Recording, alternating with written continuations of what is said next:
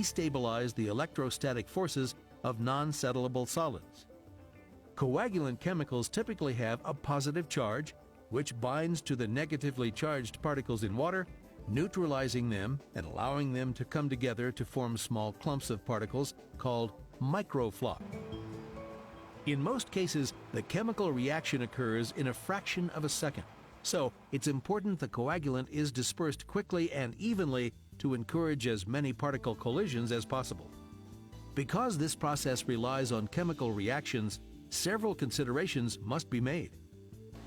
Water temperature, for example.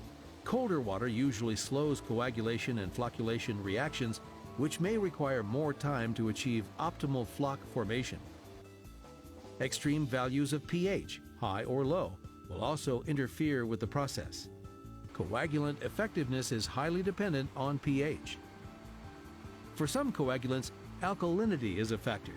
Operators may need to raise alkalinity for coagulation to be effective when using iron or aluminum coagulants that can consume alkalinity and depress pH when they are added to low alkalinity waters. Turbidity is also important. The lower the turbidity, the more difficult it is to form proper floc. The most common coagulant chemical used is aluminum sulfate, commonly called alum. When added to water, alum forms jelly-like particles of aluminum hydroxide. The trivalent aluminum ions neutralize and attach to negatively charged particles in water, forming microfloc. Alum works best in a pH range of 5.5 to 7.5. Polyaluminum chloride and iron salts such as ferric chloride and ferric sulfate are also used. They operate over a wider pH range. Coagulant and flocculant aids are added to improve binding, build stronger, more settlable floc, and affect flocculation by increasing floc size, strength, and/or floc density. In addition, they help overcome the effect of low temperatures, reduce the amount of coagulant needed, and reduce the amount of sludge produced. Commonly used coagulant aids include cationic polymers.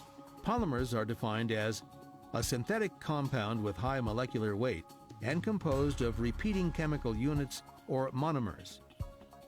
Polymers may be polyelectrolytes, such as the water-soluble flocculants, water-insoluble ion exchange resins, or insoluble uncharged materials. Polymers are long chains of molecules that produce highly charged ions and help bind microfloc together into larger floc particles. They are very popular with operators because they are very effective and can be positive, negative, or neutrally charged, providing a great deal of flexibility in different circumstances.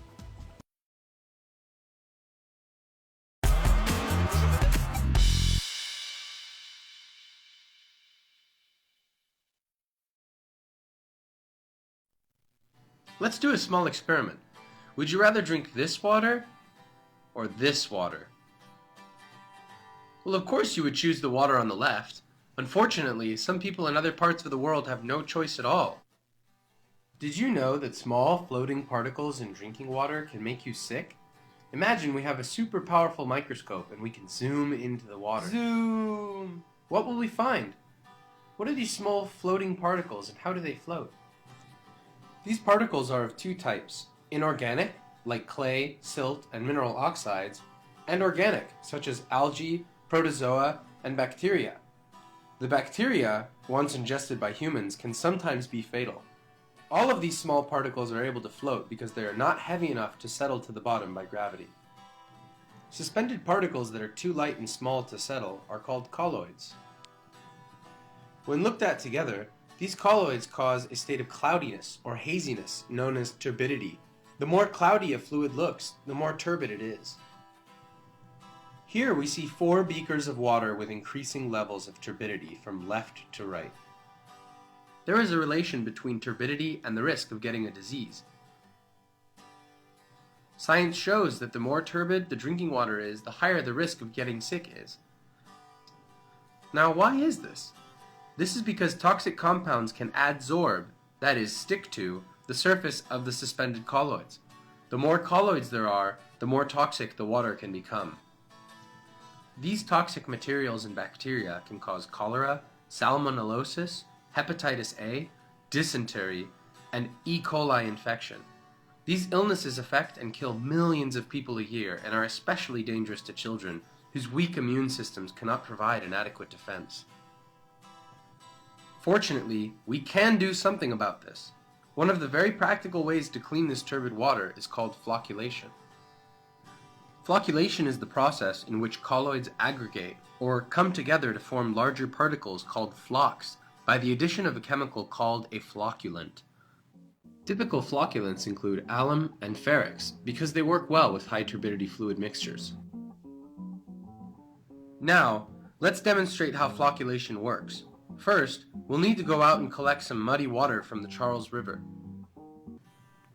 Here are 2 beakers filled with the same amount of muddy Charles River water. On the left is our control, which will remain untouched, and on the right, we'll add 3 milliliters of prepared flocculant solution. Then we'll stir for 2 minutes and wait.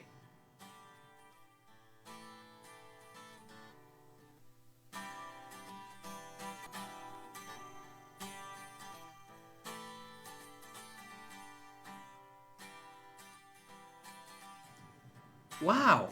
What just happened? The colloids in the turbid water on the left may never settle, whereas with the addition of just a little bit of flocculant, the water on the right became clear. In order to make this water potable, it will require skimming and filtration and maybe some additional treatment.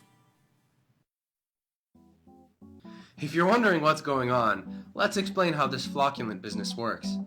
Almost all colloids have negatively charged surfaces. This means that positive ions, or charged particles in water, will attract to the colloid surface, forming a first layer.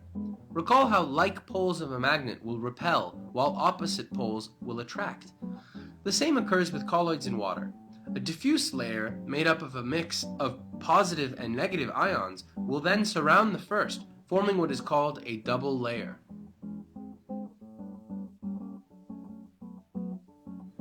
This double layer provides a repulsive force that prevents 2 colloids from sticking to each other. Once the flocculant is added, it adheres to the surfaces of the particles, compressing the double layer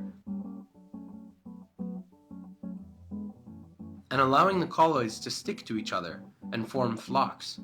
These flocks are now heavy enough to settle to the bottom by gravity. Given how effective flocculation is, many countries around the world use this method for cleaning their water supplies. Did you know that Singapore, for instance, produces drinking water from sewer water using a number of methods including flocculation?